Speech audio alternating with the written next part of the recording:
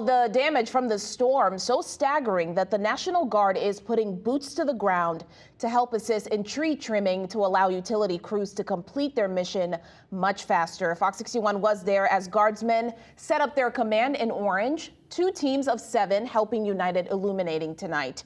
The National Guard has had their busy few months during the COVID pandemic. They were tasked with setting up critical infrastructure like field hospital. And tonight they're being called on to during once again. And it's a task they say they are happy to undertake. Tonight, Fox 61's Dave Puglisi caught up with Guard members as they provided some extra muscle to hard-hit Milford. He joins us now with much more. Behind me, you can hear chainsaws and heavy equipment at work. That's courtesy of the Connecticut National Guard and help with United Illuminate to try to restore power back to you. For your neighbors, we're really happy to be helping out the residents in Connecticut. Boots on the ground and heavy equipment in hand.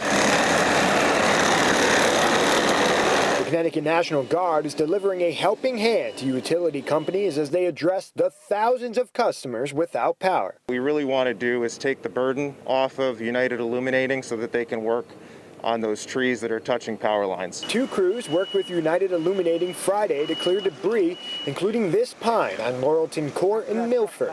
They focused on clearing the root of the problem while UI linesmen addressed the power.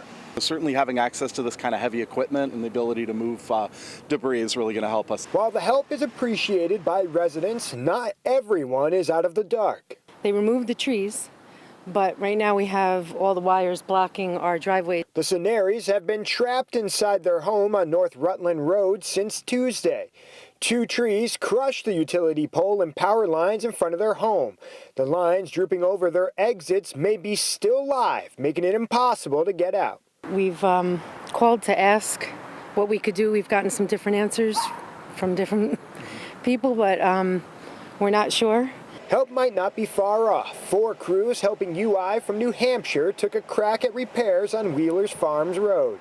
A viewer sent us pictures of the tree that they say used the lines like a trampoline. They say this is the 3rd time crews have been out to help.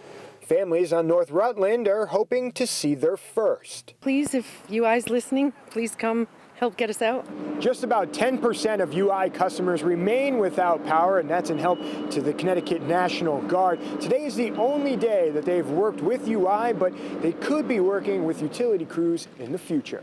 In Milford, Dave Puglisi, Fox 61 News.